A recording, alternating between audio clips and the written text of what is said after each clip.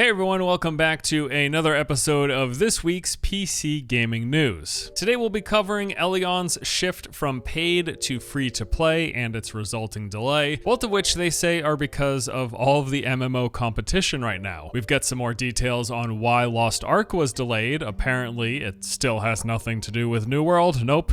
Speaking of which, we'll cover what happened during New World's recent beta test. We'll also be taking a look at some of the new content coming to Valheim in the Hearth and Home update, going over all of the bad omens concerning Crowfall's future, and wrap it all up with a little bit of Guild Wars 2 talk. I've got to say, too, before we get started, it's really been crazy to me just how busy things are right now in the MMO space. We have had so many new games launch already this year. There's still quite a few more still to come, along with a bunch of major updates and expansions to existing MMOs, and a lot of promising looking games on the horizon. As you may know, I am a huge fan of the genre, and right now, I just couldn't be happier with all of the new things that there are to play and what's coming in the future. It's a pretty darn exciting time. So first up today, we're got some big news about the changes coming to Elyon. In a post this week on the official website, they announced that the game will be going free to play and is now launching on October 20th. This a change from their previously planned date of September 29th, which you may recall ended up being really close to New World's release after that game got delayed. Now, what's funny about this announcement though is that they specifically mentioned the MMOs coming out in this time frame as the reason for them making this change. They say it's clear that 2021 has been the year of the MMO, with an incredible lineup of titles in the genre set for release in the coming weeks and months, with some fantastic entries being released. While we feel that Elyon can hold a unique and competitive place among them all, we also understand that the time investment required for any MMORPG is not necessarily compatible with an abundance of choice. They go on to say they're in the process of making the game free to play, which will require some changes to various back-end systems, and as such, they'll need a little more time, so the game is now set to launch on October 20th. Directly addressing the competition as the reason for a delay, or change in your business model for that matter, is something that most other companies would refuse to do. In fact, the recent Lost Ark delay, which we'll be talking about later, is a fantastic example. Amazon doesn't want to compete with itself by launching two MMOs back to back. That's pretty obvious. So they moved Lost Ark to next year. Now, of course, they had some other stated reasons related to the game's localization, but I think it's pretty obvious that New World coming out played some sort of a role in the decision. They just didn't mention it. So I guess kudos to the Elyon team for at least being upfront about the reasons behind the delay for their game. Now, there are a few other details that are worth mentioning here about this transition to free to play and the delay. For one, anyone who pre-ordered Elyon will receive a bundle of 2,000 rubies, which are the game's in-game currency, as compensation, or you can simply request a refund if you no longer want to spend money since the game is now free. All of the other perks and benefits from the game's various founder packs are still there, including the cosmetics, in-game items, currencies, and the head start, although that did see a slight adjustment, changing from tiered early access depending on the package you bought to a full 72-hour head start available to anyone who purchases any version of the Founders Pack. They say that there is no intent for them to alter the current iteration of the game's cash shop, which might make you wonder exactly why they need this extra month to make a free-to-play transition. Well, beyond their other stated reason of trying to avoid the competition and giving players time to play their game, they say that they plan to work on some quality of life changes based on feedback they've received, including some bug fixes, streamlining of various systems, as well as other polishing and experience improvements. Now, it kind of goes without saying, but the obvious major benefit in Elyon going free to play and getting delayed is all of the extra players they're bound to attract. From what I played, Elyon, although a little generic in some respects, did have really solid combat. I did enjoy at least that aspect of the game. So now, moving out of the New World launch window and lowering their barrier to entry, being free, the game is bound to attract more players and put itself in a better position positioned to have a successful launch week, which gives it better chance of success over the long term. Personally, I expect that I'll be getting close to done with New World by October 20th, so I will probably now have time to jump in and check out Elyon for myself. I guess congratulations to Elyon, your plan is working already, I can tell. In last week's episode, we covered the delay of Lost Ark, which pushed the game out of 2021 and into early next year. Now, in the announcement, they said the main reason for this was to improve the game's quality, making it as good as possible for launch. Well, this week, we got some further clarification on exactly what they intend to improve. First, they mention the localization. They're publishing the game in English, Spanish, French, and German, 4 languages worth of quest, stories, skills, items, systems, and anything else in-game with text. They say here that there's over 3 million words of text in the game that need to be translated into each of those languages. On top of that, all of the voiceover work that's in the game for those languages as well. They're also going to be working on the game's infrastructure, making sure that they can keep low latency for players in every region by deploying Lost Ark in multiple data centers across North America and Europe, which apparently ended up requiring some tech changes for the new architecture. They've been continuing to test the game, making sure it's as polished and bug-free as possible. That includes ensuring that all of the aforementioned localizations are done properly with natural sounding text and dialogue. And finally, they point to the addition of the brand new Striker class for the launch of the Western version of the game. Initially, they didn't intend to bring this into the game till later, so adding that new class takes some work as well. Now, you will notice in this list of reasons a distinct lack of any mention of New World's upcoming launch as being part of the reason for Lost Ark's delay. Now, according to this post, yes, there is still quite a bit of work that they're looking to do in the coming months. Obviously, we have no clue how much of this actually still needs to get done versus what's being used as reasoning for the delay beyond the obvious desire Amazon likely has to not compete with their own MMO. I don't intend to go full tinfoil hat here. I don't assume that they've got no work to do and they're just coming up with reasons, but also how much localization do they really still need to get done, considering they plan to launch somewhat soon, originally scheduled for fall? Is all 3 million words of text that still need to be translated into English, Spanish, French, und Deutsch? Probably not, but is it a decent portion? How much bug fixing do they still have to do? Ultimately, we'll never know, but I will say that I think more time in the oven clearly will make for a better game. Like, yes, Lost Ark has been playable in Korea for some years now, but localization work is not nothing. It absolutely takes quite a bit of effort to translate into multiple languages, and I think it's important to get it right. You don't want to have mistranslated things or not properly voiced over cutscenes. Ideally, you get full translation and localization for all the different regions you're releasing in. If they can use this time to make the Western release as good as possible, great. Whether or not that is ultimately the main reason for the delay, we will just never know. But to me, frankly, it doesn't really matter. Like I've said before, there is enough for me to play this fall. Lost Ark releasing early next year probably just means I'll have more time to play it. So selfishly, I'm happy. I'll be busy and I'll play Lost Ark in the spring or whenever it's coming out. And since we're talking about New World, let's touch on the recent open beta that happened this past week, running from September 9th to the 12th, and giving anyone who is interested in the game a chance to try it for free prior to it launching. Now, just like last month's test, this does include the most recent version of the entire game, so time permitting, you could see much of what New World is going to have to offer, giving you a good idea of what to expect at launch. There were a few changes from the last test, including various bug fixes, balance updates, tweaking to weapons, quest expeditions, and more. They even released a few pages worth of patch notes detailing every one of these changes. So how did the test go? Well, pretty good it seems. I didn't play it myself for reasons we'll get into in a moment, but looking around, I could not see any major widespread complaints about server downtime or server lag. And as of this recording, the open beta has peaked around 141,000 concurrent players, which is not a bad number, but interestingly enough, that is lower than the 200,000 concurrent during last month's closed beta. What's worth noting here is that this current event, being an open beta, requires 0 jumping through of hoops, whereas for the previous tests, you had to either pre-order the game or go through the process of trying to acquire a beta key. Now, neither of those were difficult to accomplish, but they did require some extra steps over just downloading the game game on Steam, like is the case right now. With that in mind, you would assume more people would be playing this beta since, well, it's easier to get into. I do think there are a few reasons, though, why the numbers are trending lower right now. For one, many people who played the last beta probably don't want to play another test knowing progress is going to be wiped. This was exactly the case for myself. I played last beta nearly every day for several hours, and I don't really feel like grinding those levels again, knowing that the game's almost launching and I would have to do it for a third time. No thank you. The leveling process is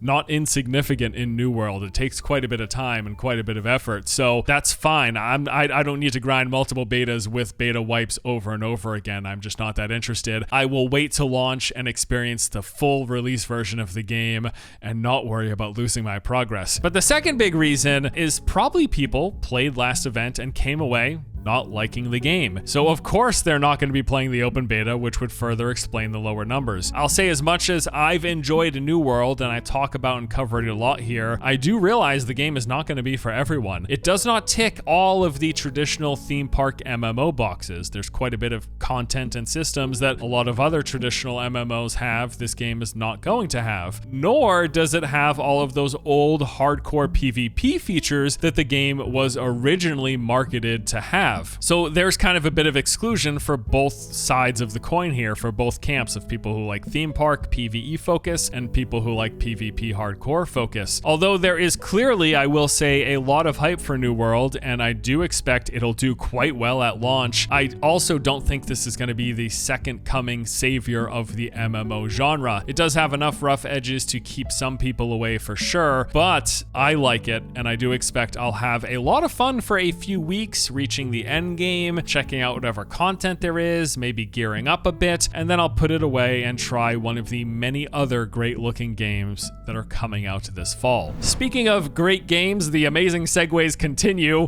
Do you remember Valheim, that indie Viking sandbox adventure game that took the world by storm earlier this year? Well, its first major update, Hearth and Home, is just around the corner, officially launching on September the 16th. And thanks to a recent series of videos they released, we've got a ton of new details and information about what's to come. There is a new food system. Food has been split into 3 categories, now indicated by the color of these fork icons. Red food will mainly boost your health, yellow food stamina, and white food is an even split of the two. They've also removed the food bar and replaced it with timers, making it much more clear exactly when you'll need to eat again. And they say these changes were made to let players be more creative in what foods they eat depending on what they're looking to do. There have been some general adjustments to how health and stamina work. So if you want to be more offensive, you'll focus on stamina, which will let you attack more frequently. But if you want to be more defensive, health is the best option. Not only because it will give you a larger health pool, but blocking power and your blocking stamina bar now scale based off of your maximum health. There have been some adjustments to shields and blocking as well. Tower shields have gotten a major buff. They've added more knockback, making it the best choice for preventing damage from multiple enemies. The buckler now isn't as good as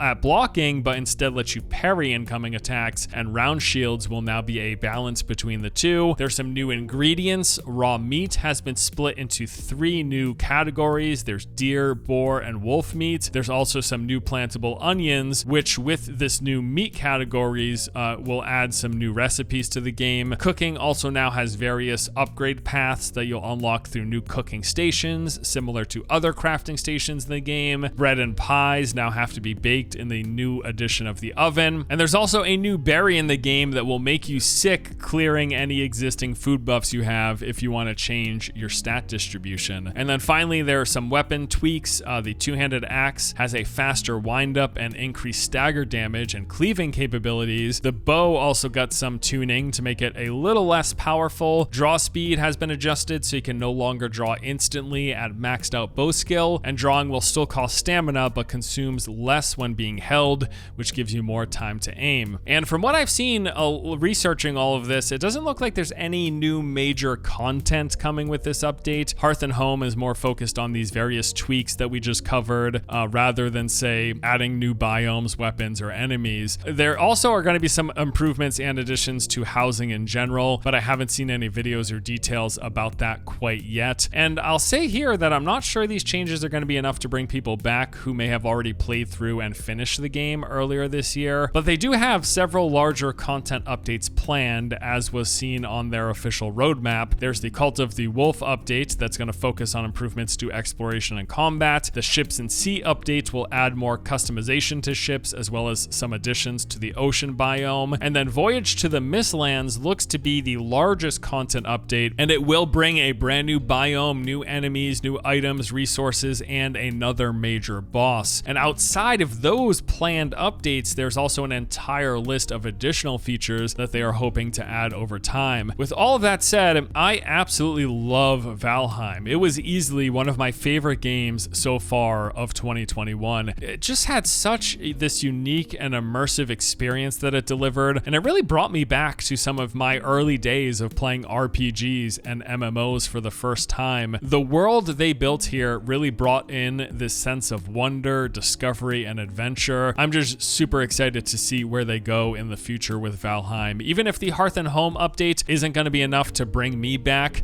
I would love to dive in again at some point with some of these future updates. Moving on, in some news that may not be all that surprising to you, things are not looking good for the recently released PvP-centric MMO Crowfall. As you might recall, the game launched back in July and made little, if any, splash at all. Reportedly, they were seeing very low numbers in its first few weeks, peaking at just over 3,000 concurrent players, which for a brand new game is an abysmally small number. The developer later responded to this by removing the ability for anyone to track their active player numbers. Not exactly a vote of confidence in the game's performance, but I understand why. And to their credit, they have come out and said that they're not concerned about having a low player count, and instead they're focused on taking it slow and steady with their eye on improving the quality of the experience to drive growth, which all sounds great, but is made a little more difficult by the fact that the developer, Artcraft, recently had a round of layoffs, which they attribute to being caused by shifting gears to live service production, something that happens quite often. With the majority of a game's development work happening pre-launch, post-launch layoffs are a regular occurrence in the games industry. But this news, coupled with the game's mediocre performance so far and overall seeming lack of interest from the MMO community, does not paint a good picture for its long-term health. At this point, it seems like we may just be waiting on Crowfall to go free to play if it's going to have any chance of establishing a healthy player base and staying active long-term. But even then, I'm not sure if going free to play would be enough. Fact is, during launch week, which is when you expect to hear the most about the game, there just seemed to be very little buzz or interest. Then when you consider the year, 2021 being just an incredible year for MMOs with so many decent and great games coming out, I'm really not sure how much of a chance Crowfall has to make up for the poor launch. It is sad to see that at one point what was one of the more successful Kickstarter MMOs has come out and landed with such a thud. And finally, in this week's news, we've got some updates for Guild Wars 2. First, there were a bunch of new details on how fishing is going to work in their upcoming expansion. This will be unlocked early on while players play through End of Dragons, and comes with some new gathering tools of rods, lures, and bait. There's also going to be a brand new button under the weapon swap button that lets you bring out your fishing rod or your skiff. They also showcased exactly how fishing will be done. First, you of course cast your line, and then you'll reel in whatever you hooked with this new little mini game. There's also going to be a new mastery line letting you improve your ability to fish in various ways. And when it comes to skiffs, which are the boats that you can fish from, these will be acquired by completing hard events in the new expansion zones. And then they also teased 2 of the new upcoming elite specs with these silhouettes. I don't know enough to even guess what this stuff could be, but hardcore Guild Wars 2 fans do have a few ideas here. Both of these will be available to try out during the September 21st beta event. And I gotta say as well, I've been playing through Guild Wars 2 a bunch recently. I've chatted about that here in a few videos. And just recently, I unlocked the Hollowsmith elite spec for my engineer. I've just been loving it. It's been really, really cool cool to see how much this changes up just the general play style of the class. It makes me excited to unlock and try other elite specs for the game's various classes, because it does seem like they can be rather significantly different. It's pretty cool how this system works in Guild Wars. Finally, I want to mention that the first 2 expansions for Guild Wars 2 are currently available at half price. There's a big discount going on Amazon for anyone who has Prime. So if you've been interested in checking the game out, now would be a decent time to grab these expansions. Although I do know that usually when a new expansion comes out, they tend to roll in prior expansions. I'm not exactly sure how they do that with Guild Wars, but anyways, yes, there's a sale right now on those first 2 expansions. And that pretty much does it for this week's PC Gaming News. As always, thank you guys so much for watching. It's been fun to continue the series. As I say every week, appreciate you guys' support. Thanks to all of you who stayed till the very end, by the way. It's pretty crazy. My view retention on a lot of my recent content has been like astronomical, like 10 plus minutes of viewer retention on these videos. And I know my videos have gotten really long, like 20 or 30 minutes or so, but the fact that people stay and watch like over 10 minutes worth of this content is pretty mind-blowing. That's pretty staggering stuff. So thank you guys so much for your support. Of course, I couldn't do it without you guys. Appreciate you watching my content over these years. Or if you're new to my channel, thank you as well. Always happy to have new viewers and new subscribers. Thanks as always. Appreciate you guys, and I'll see you in the next episode. Take it easy.